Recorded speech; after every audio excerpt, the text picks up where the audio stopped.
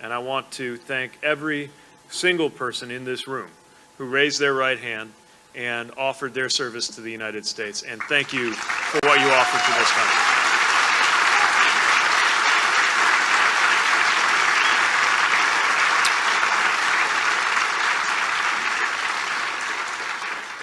As well as those who love those who serve, families and caregivers.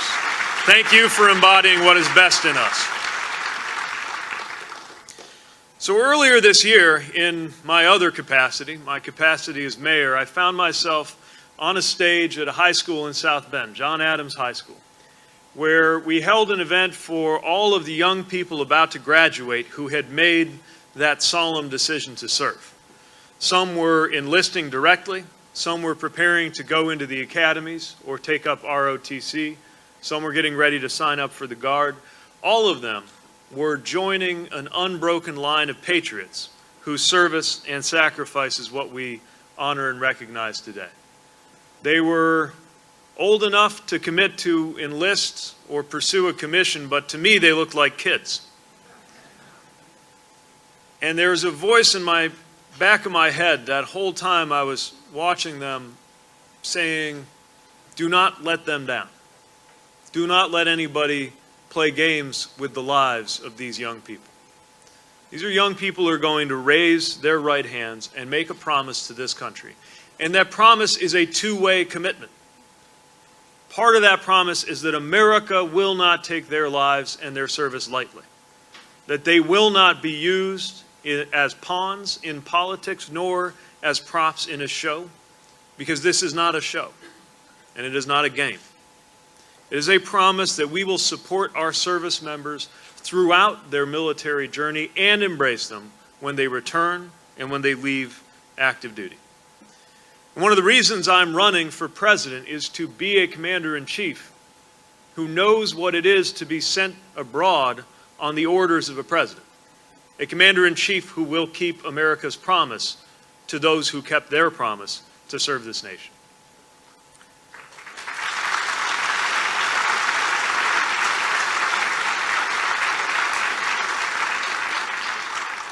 Like anyone who used to serve, when you see people just beginning their journey, when I was at that event with these young people, it brought out a lot of emotions. It brought out a lot of stories I want to tell, all kinds of tedious nostalgia I had to refrain from inflicting on them. And it made me think about that moment over a decade ago when I first tugged on the door of a recruiting office in Indiana. And of course the door was locked. I wound up playing phone tag with an NCO in South Bend, then a lieutenant in Michigan. I learned a lot, as many people do when they first join the military, about bureaucracy. I would even later learn that at one point the Navy took down what I had said about my college coursework, hoping to be picked up for intelligence, hoping to impress them by letting them know that I had minored in Arabic, and they had written this down that I had minored in aerobics.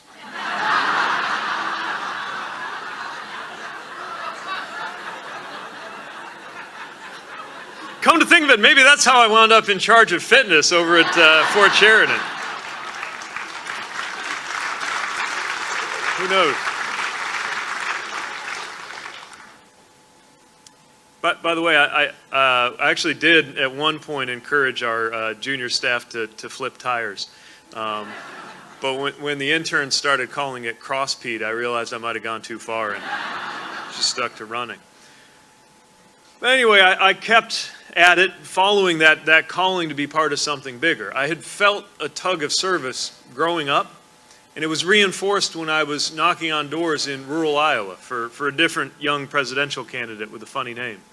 And when I was there, I found entire towns seemed to be emptying their youth into military service and walked away more certain than ever that it was my turn to serve. And so that time finally came when I raised my right hand and took an oath. And the military that I was commissioned into reflects the best of America. But our relationship with that military also reflects our enduring imperfections.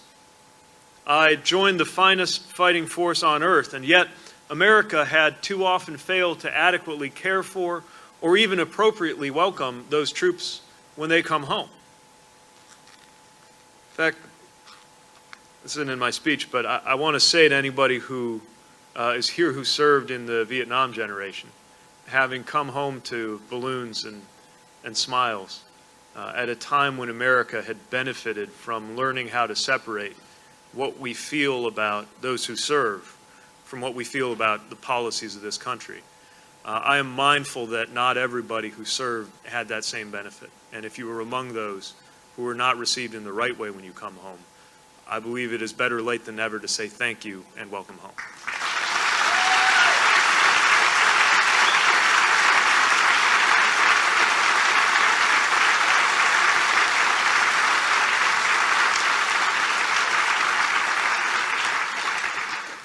This has always been a complicated relationship between the U.S. and those who wear the uniform. We spoke reverently of American victories from Lexington to Midway, and yet I knew when I was serving that I would enter a war that was already going into its second decade with no end and no end game in sight, and fewer people able to explain exactly where it was headed.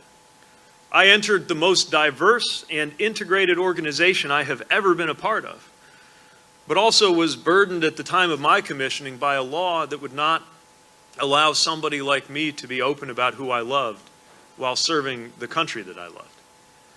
And through all of those contradictions, my service brought me so much closer to my country and to my countrymen and women.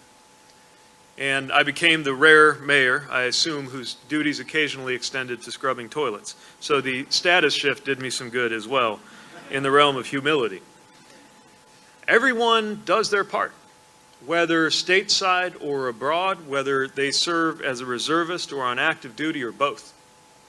And when the time came for me to deploy, in the dust of a war zone, I learned to trust my life to people that I had nothing in common with sometimes, besides the flag that was Velcroed to our shoulders. But that was enough. The people who got in my vehicle did not care whether I was a Democrat or a Republican or an independent. They cared about whether my M4 was locked and loaded and whether I had trained on how to use it. They did not care what country my father immigrated from, whether he was documented or not, whether I was going home to a girlfriend or a boyfriend. They cared whether I had selected the route with the fewest IED threats. They just wanted to get home safe, just like I did. And not everybody did. This morning, navigating the white rows of the Veterans Cemetery that we were able to visit today for a very moving ceremony, I found myself again reflecting on a kind of dictatorship of chance that leaves some of us walking on top of the grass while others are beneath it. And it can be hard to think of any satisfying explanation for why some come back and why some do not. There's certainly no morally satisfying answer. But what we know is that every veteran who serves, in whatever capacity and with whatever experience they had, should be able to expect a level of support in exchange for what they offered this country.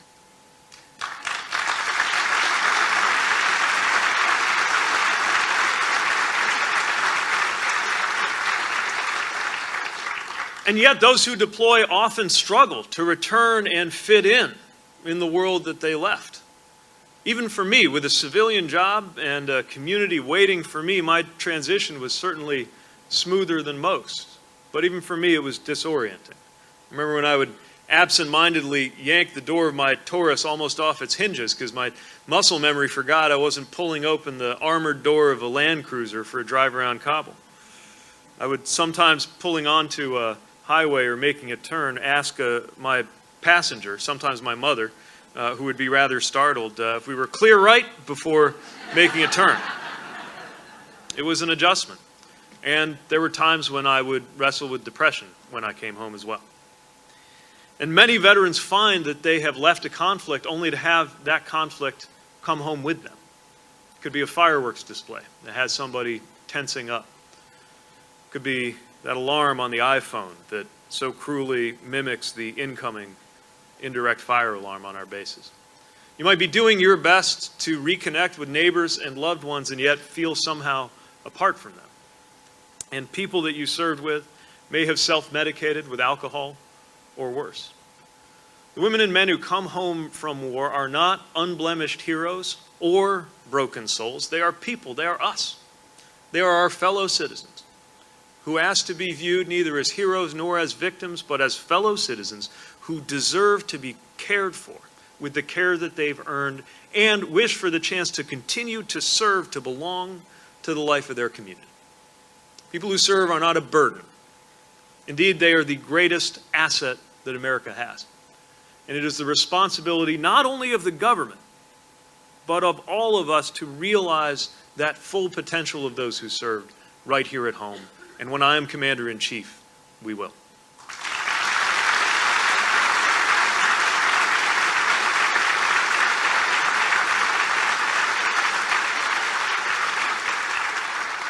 In my administration, we are going to keep our promise to our veterans in 3 ways. First of all, we will support those on active duty and their families as they disrupt their lives and put them on the line to defend our country. Secondly, we will address and heal the wounds of war and ensure that returned service members always receive the care that they were promised. And third, we are going to engage all Americans, not just government agencies, to enable our veterans and their families to thrive.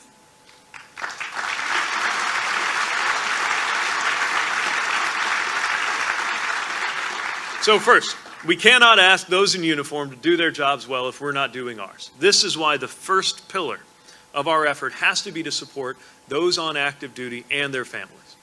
My mother grew up as an Army brat, partly at Fort Bliss in El Paso, where my grandfather was a military surgeon. I was single when I deployed, but I saw just how hard it can be for a family as fathers raised their kids by FaceTime any way that they could. And mothers went through important moments with their kids over the phone. The constant shifts in military life, the difficulty of finding belonging when you were moving to a new school, maybe a new country every few years, the challenge of effectively being a single parent so much of the time. When 80% of military families need some form of full-time childcare, but the Defense Department can't meet the demand, that's not just a family matter. That directly impacts mission readiness. It affects retention. It means that someone is going on a patrol worried about a spouse trying to look after their kids and hold down a job at the same time, which is why the time has come to ensure that every military family has access to high-quality child care.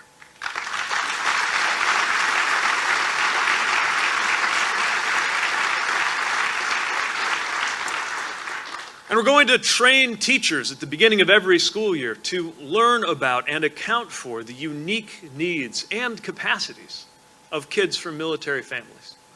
Being a kid is challenging and complicated enough. We can make it a little easier for these children to integrate into their classrooms. We can also take steps to unlock the potential of military spouses. This is not our great-grandparents' military of single men and single-income families. Today, the majority of those in uniform are married. Both spouses tend to be equally educated and both tend to be breadwinners. And yet right now, 56% of military spouses are underemployed. That has to change. And ensuring more opportunity for spouses can be done if we act. That means updating personnel policies to offer more predictable training schedules, greater choice of duty stations without impacting advancement opportunities.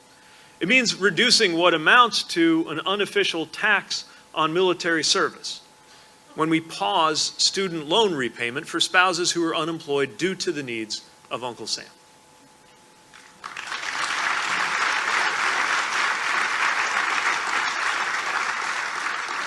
It means we have to make it easier for a teacher licensed in one state to get reciprocity in another, and providing military spouses the same kind of transition assistance that was available to me as a service member. For military families housed in substandard facilities, including far too often with children exposed to mold or lead, we have to increase federal oversight and hold private housing contractors accountable for the way they treat our military families.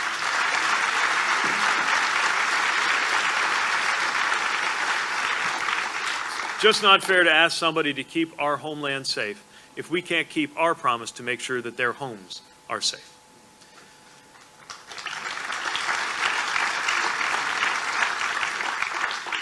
And that sense of safety and respect, that has to extend to everyone who serves in our armed forces.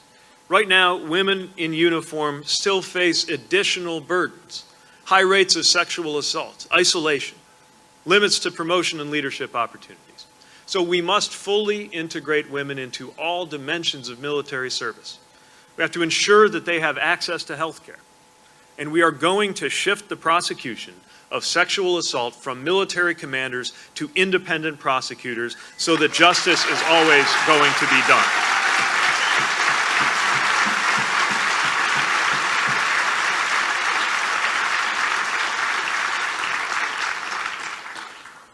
And when our military tradition includes so many black soldiers who fought for their own liberation, Latina veterans who call this country their own, Native service members who serve at higher rates than any demographic group, we've got to ensure that nobody who serves this country is subject to discrimination in this country.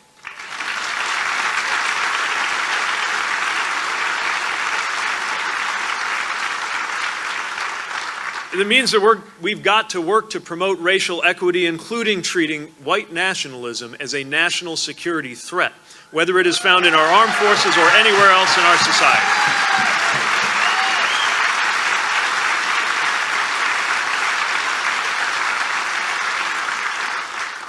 And we're going to protect immigrant service members and their families from deportation and revamp and reinstate the military accessions or MAVNI program that allows non-citizens with vital skills to become citizens through their service. Because if you are willing to risk your life for this country, then it is your country.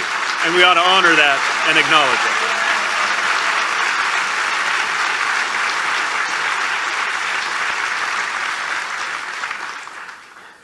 This past June, I had an opportunity, came about unexpectedly, where I realized what it meant when I was saying to a service member, "Thank you for your service and happy Pride," in the same sentence, and what it took to bring that about.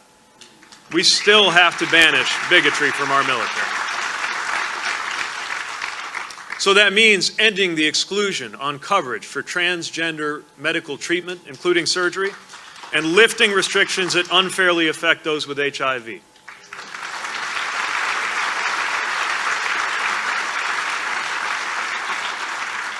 We're going to restore honorable discharges and benefits to veterans who were discharged solely because they were LGBTQ+.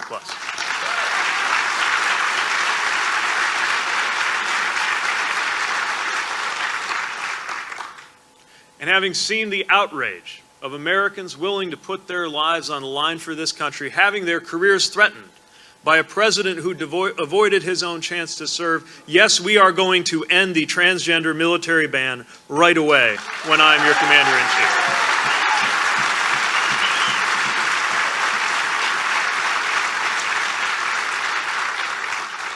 So that is the first pillar.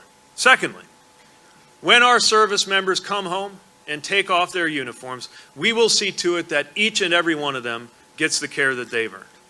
Now, the majority of veterans are actually not enrolled in VA healthcare because of the dimensions of their service, or whether an injury is service-connected, or because of financial thresholds.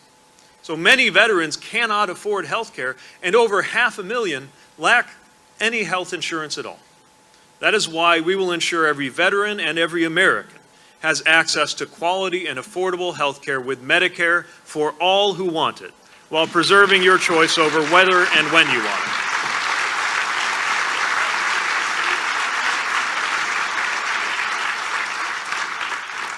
And sometimes service members who have attempted suicide or report sexual assault receive less than honorable discharges as a consequence of that, preventing them from accessing care and benefits. So we must make it easier in those cases to upgrade discharges and make sure that bad paper is not an obstacle to good care after good service.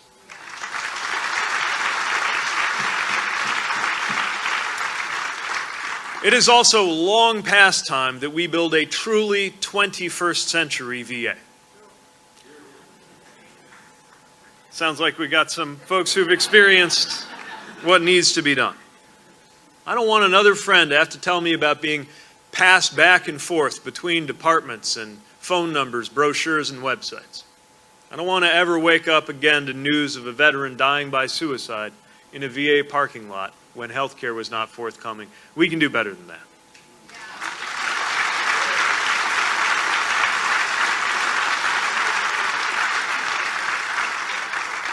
Now, with 1,600 vacant physician positions at the VA right now, more than 49,000 personnel shortages department-wide, we must aggressively recruit more providers, which means paying clinicians market rate and cutting in half the time it takes to hire them and bring them on board.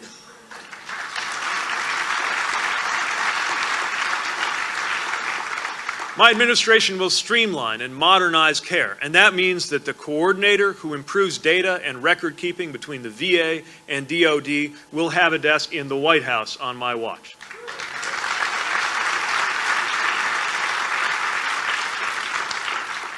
We're going to implement an electronic health system and a patient portal that's actually designed to work for veterans, because you shouldn't have to fight the enemy abroad and then come home and find yourself fighting with a computer and a website.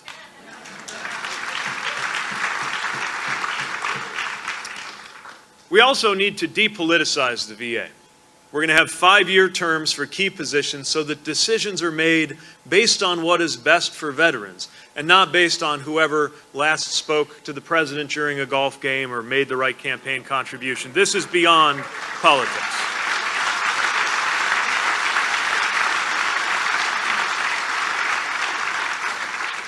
To reach rural veterans, we have to invest in telehealth and offer loan forgiveness that will recruit doctors to underserved areas, whether they are in the VA system or whether they are in the civilian system that treats so many veterans. And as the VA works to support a growing number of veterans over 70, we must take care of our aging veterans better, including making it easier to age where they choose to age.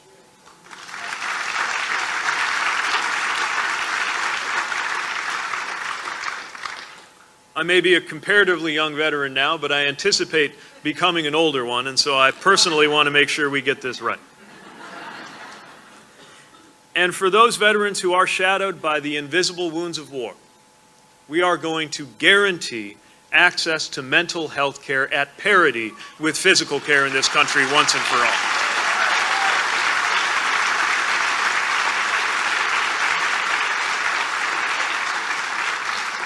Instead of perpetuating the stigma, we're going to break the silence around mental health and addiction among veterans. We're going to create a culture where it is as accepted and normal to talk about post-traumatic stress or serious mental illness or addiction as it is to talk about a back surgery or about cancer.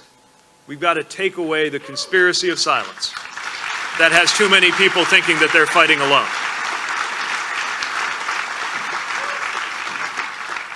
And instead of locking up veterans who commit crimes due to mental illness, we got to build on the success of veterans treatment courts that have dramatically reduced recidivism and are what we owe to those who have returned. And there must be funding to support the development of these alternative means to get us out of incarceration and into rehabilitation.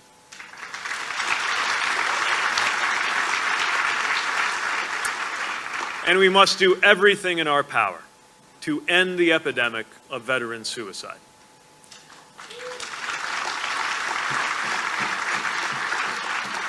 That means we invest in veteran suicide prevention. It means we support responsible gun ownership.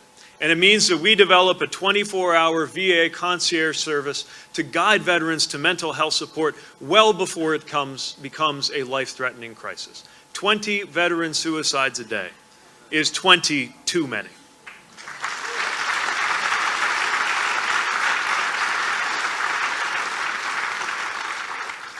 Third, and finally, we are going to engage the American people so that veterans and families can thrive well after they take off the uniform. We will ensure that they can seek education, housing, and employment, that they can use the skills that they've learned while serving, and that they never question whether they belong in the country that they risk their lives to protect. Some of that's going to take federal support. It's going to mean maximizing the benefits of the GI Bill to make it more flexible and to close the loophole that lets for-profit colleges target and take advantage of service members and veterans.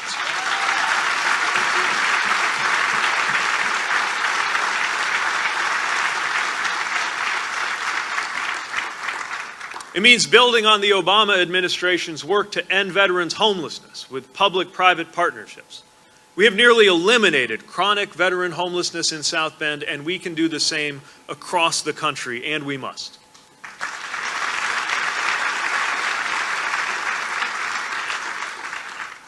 Veteran small businesses make up nearly 10% of all businesses in America. And we will provide further business training and mentorship because we know that veterans and their families are not a problem to be solved. They are talent to be competed for, creating opportunities in our communities when we support them. And we are going, as I said earlier, to ensure that we extend to Vietnam veterans the respect and care that too many did not find when they came home to a nation that had not learned how to separate its feelings about a war from its attitude toward those who served.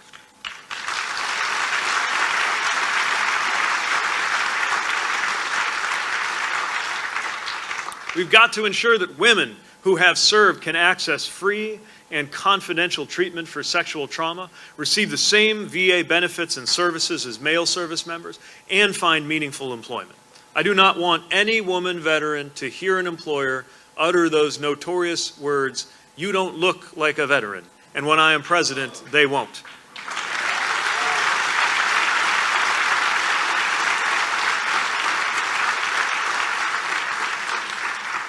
But welcoming veterans back into our society is not just something to be achieved with a new law or a new program. It means each of us reaching out to fellow citizens to invite entire communities to help restore the sense of normalcy and belonging that is so important. After you step away from the community, identity, and purpose that we have on active duty. Now, a lot of folks think, well, I'm not an expert on counseling or on navigating veterans' benefits. What business do I have helping veterans? But everybody is an expert in something. And in particular, everybody is an expert in their own community. In South Bend, we were proud to be one of the first communities nationwide to pilot an initiative called Veterans Community Connections. And the idea was to enlist, so to speak, everyone in the community, anyone who wanted to do a little more than say thank you for your service. Our volunteers help veterans navigate their way around our community. Not just finding a job, but a good dentist or haircut or a trombone lesson for their kids, whatever makes them more part of the fabric of the community. Because when communities embrace veterans, veterans enrich the life of our communities.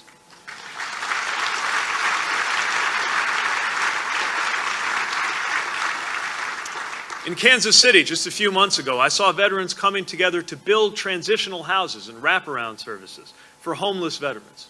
And there are networks of veteran entrepreneurs right now working to spark the next era of American innovation. Return service members have helped communities recover from natural disasters, responding to tornadoes in Texas, fires in California, floods here in New Hampshire, and I had occasion to call on them during our own natural disasters in South Bend, Indiana. And there is a new generation of veterans who realize that their oath to defend the Constitution that called them to serve in uniform now also calls them to serve in elected office. And whether that is on the school board or in the state house, whether as a Democrat or a Republican, we welcome the service of those who served in uniform.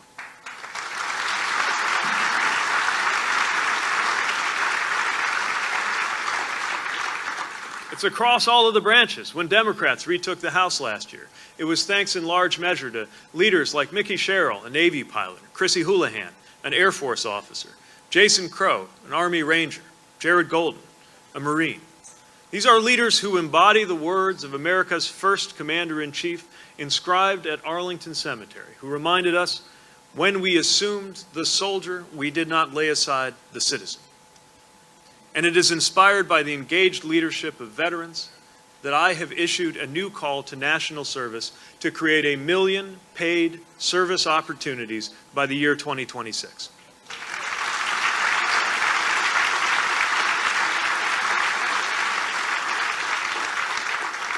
I offer that up because I want every American to experience that same kind of connection and purpose and fellowship that I had overseas, without necessarily having to go to war in order to get it. We will be better when everybody has a chance to serve, be it in uniform or in a voluntary civilian capacity.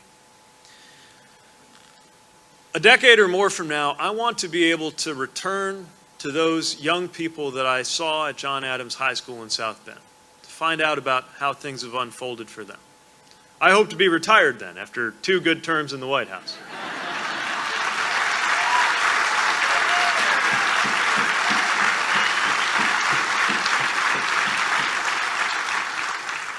And as a young ex-president settling into private life, I want to be able to salute their service and look them in the eye, knowing that if and when they were called to fight, it was only ever in just and necessary conflicts that kept the peace and advanced American values and interests.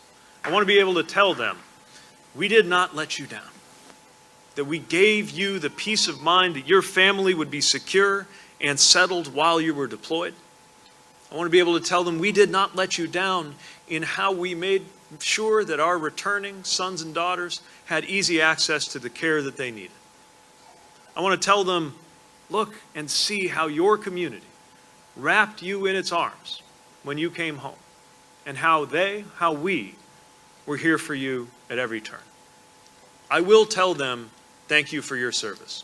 And I look forward to a day that when I do, I will do so knowing that our nation's gratitude will be expressed not only in our words, but in our works.